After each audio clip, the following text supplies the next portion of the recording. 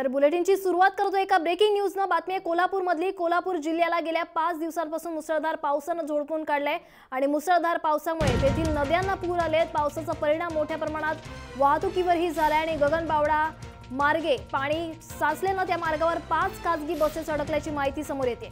रात्री 1 वाजल्यापासून या बसेस गगनबावडा आणि कळे या मार्गावर अडकल्यात आणि या 5 बसेसमध्ये मिळून जवळपास 250 ते 300 प्रवासी आहेत आणि गगनबावडा कळे मार्गावरून जाणाऱ्या कोल्हापूर ते पुणे या मार्गाच्या त्या बसेस आहेत। एक मोठी बातमी सध्या आपण या ठिकाणी पाहत आहोत आणि संदर्भात अधिक माहिती देण्यासाठी फोन देणार आपल्यासोबत आहेत आपले कोल्हापूरचे प्रतिनिधी ज्ञानेश्वर साळोखे। ज्ञानेश्वर, कोल्हापूरमध्ये पूरस्थितीमुळे काही प्रवासी अडकलेले आहेत, सध्याची परिस्थिती काय आणि कशा प्रकारे या प्रवाशांची सुखरूप सुटका करण्यात येते? कोल्हापूर गगनबावडा या मार्गावरती प्रवासी अडकलेले आहेत। कालच या मार्गावरती पाणी आले होते आणि हा मार्ग बंद झाला होता, मात्र तरीही या मार्गाचा वापर काही प्रवासी खासगी बसेसनी केला आणि या बसेस मांडुकली दरम्यान अडकून पडलेले आहेत।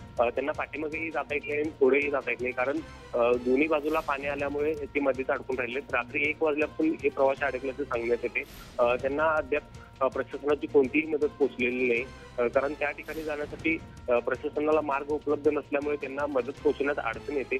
जिल्हा आपत्कालीन अधिकारी दिनकर कांबळे हे सध्या आपल्या रेस्क्यू टीमसह त्या ठिकाणी रवाना झालेले आहेत। बोटच्या साहाय्याने त्या ठिकाणी जाण्याचा त्यांचा प्रयत्न आहे आणि या प्रवाशांना सुटका करण्याचा त्यांना प्रयत्न आहे। त्यांना सध्या खायला प्यायला मिळण्याची जी आहे ती मागणी या प्रवाशांनी केलेली आहे। त्या दृष्टीनं प्रशासनाने तहसीलदारांच्या माध्यमातून उपाययोजना करण्याची पावले उचललेली, मात्र पूरस्थिती गंभीर असल्यामुळे या ठिकाणी पोहोचण्यासाठी प्रशासनाला सध्या तरी अडचण येते।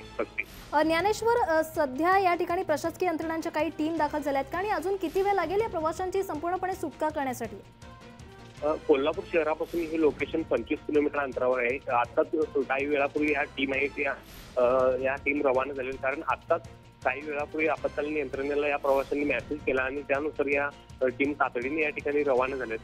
खरं तर 2 ठिकाणी पाणी आलेले रस्त्यावरती हे 2 ठिकाणचे पाणी क्रॉस करून या प्रवाशांच्या पर्यंत आपत्कालीन यंत्रणेला पोहोचावं लागणार आहे आणि त्यामुळे बोटच्या साहाय्याने त्या ठिकाणी जाण्यासाठी त्यांना अजून तास ते 2 तासाचा अवधी लागेल आणि त्यानंतर ते आहेत ते हे आपत्कालीन यंत्रणा प्रवाशांच्या पर्यंत पोहोचेल आणि त्यानंतर त्यांना सुटकेचा प्रयत्न या प्रशासकीय यंत्रणेच्या माध्यमातून करण्यात येईल। ज्ञानेश्वर, अद्याप एकतरी टीम या ठिकाणी दाखल झाली नाहीये का आणि किती तासांपासून हे प्रवासी या ठिकाणी अडकले? रात्री 1 वाजल्यापासून हे प्रवासी भक्ती या ठिकाणी अडकलेले आहेत, मात्र त्यांनी मेसेज आहे तो सकाळी आपत्कालीन यंत्रणेला दिला आणि त्यानंतर प्रशासकीय यंत्रणा गतिमान झालेली आहे। प्रशासनाच्या माध्यमातून कोणतीही कचुरता या ठिकाणी ठेवण्यात आलेली नाही। ज्यावेळी मेसेज आला त्याचवेळी प्रशासनाच्या वतीने याबाबतच्या हालचाली करण्यात आल्या आणि एक टीम त्या ठिकाणी। ज्ञानेश्वर, तुम्हाला मी थोडंसं थांबवते, आपल्यासोबत फोन लाईनवरून आपत्ती व्यवस्थापनाचे अधिकारी आहेत दिनकर कांबळे। कांबळेजी, एकंदरीत कोल्हापूरमध्ये पूरस्थितीमुळे काही प्रवासी अडकलेले आहेत, तब्बल 250 ते 300 प्रवासी अडकलेले आहेत। कशा प्रकारे आता या प्रवाशांची सुटका करण्यात येईल?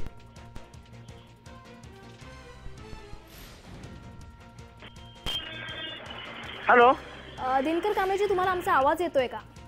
आवाज क्लिअर येत नाही मॅम, आवाज क्लिअर येत नाही। हॅलो दिनकर कांबळेजी, आमचा आवाज येतोय का तुम्हाला? आता येतोय मॅम। नक्कीच कांबळेजी, कोल्हापूरमध्ये पूरस्थितीमुळे काही प्रवासी अडकले, तब्बल 300 प्रवासी या ठिकाणी अडकल्याची माहिती समोर येते। कशा प्रकारे आता या प्रवाशांची सुटका करण्यात येईल? आता ऍक्च्युली आम्ही घटनास्थळी आमची रेस्क्यू कमांडो फोर्स आम्ही तिथं रवाना केलेले आहे।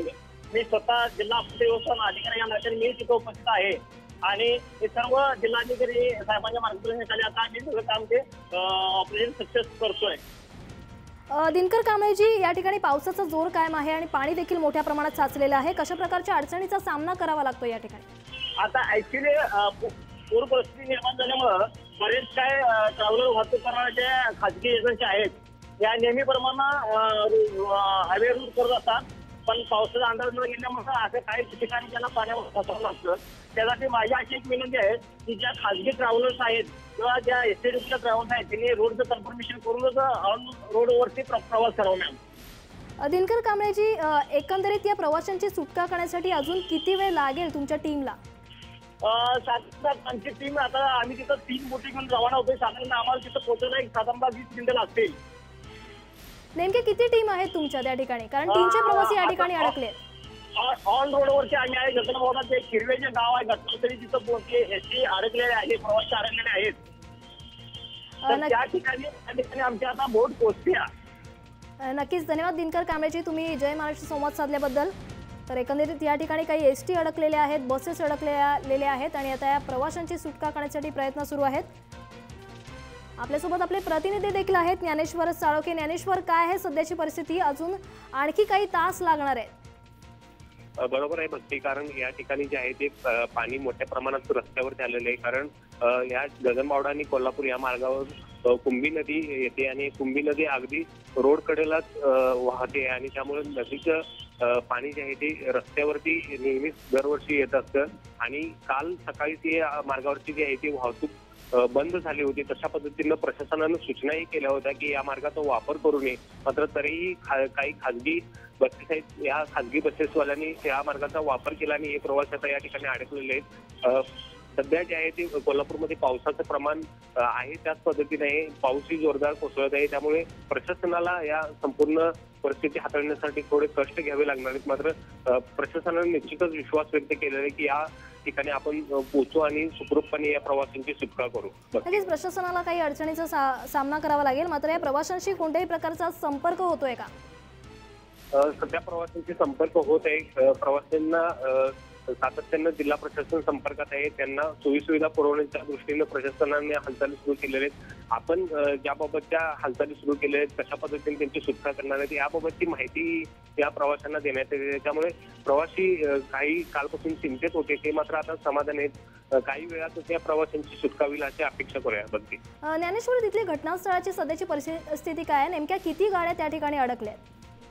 ज्या पद्धतीनं आपल्याला आपत्कालीन व्यवस्थेच्या माध्यमातून आणि स्थानिकांच्या माध्यमातून जी माहिती देण्यात येते त्या पद्धतीने ठिकठिकाणी या रस्त्यावरती पाणी आलेले, त्यामुळे साधारण 5 ते 6 गाड्या या ठिकाणी अडकल्या आहेत आणि त्याचबरोबर काही खाजगी गाड्या ज्या कारमधून प्रवासी येत होते अशा पद्धतीच्या काही कारही काही ठिकाणी अडकलेले आहेत। त्यामुळे त्या सर्वांच्याच ठिकाणी प्रशासनाच्या वतीनं आता मदत पोहोचण्याची गरज आहे आणि त्या दृष्टीनं प्रशासन आढावा घेऊन या पद्धतीच्या मदतीच्या उपाययोजना राबवत आहे। नक्कीच ज्ञानेश्वर, या संदर्भातले अपडेट्स आम्ही तुमच्याकडून घेत राहू। तुर्तास धन्यवाद या सविस्तर माहितीसाठी।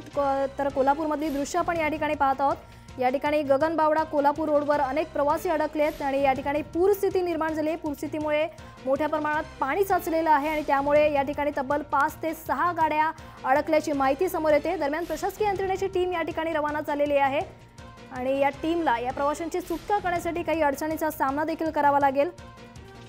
मात्र हे प्रवासी गेल्या काही तासांपासून या ठिकाणी अडकलेले आहेत आणि हे प्रवासी उपाशी देखील आहेत आणि त्यांनी आपत्कालीन यंत्रणेला संपर्क साधून ही संपूर्ण माहिती दिली आहे आणि त्यासाठी त्यानुसार आता आपत्कालीन यंत्रणा आता घटनास्थळी रवाना झालेल्या आहेत।